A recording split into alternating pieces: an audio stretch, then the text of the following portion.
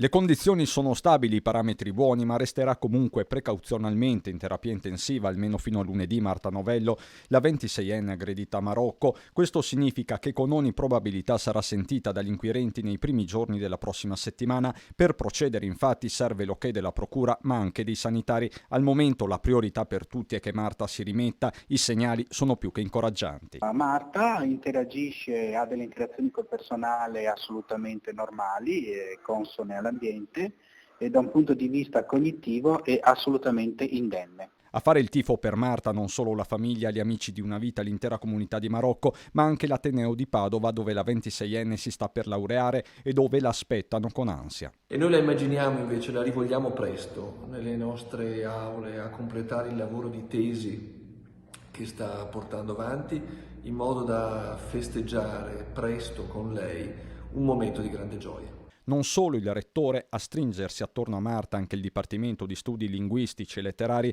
dove in angoscia delle prime ore ha lasciato spazio alla speranza e dove tutti la descrivono come una ragazza appassionata e intelligente, esperta di lingue e di mediazione culturale. Di fronte a un quadro clinico in miglioramento ha parlato senza mezzi termini di un miracolo lo stesso presidente della regione Luca Zaia, che in un post su Facebook ha ringraziato l'intera equipe medica del Cafoncello. Assolutamente confermo, l'impegno, la competenza e la professionalità dei medici del Cafoncello è stata assolutamente straordinaria.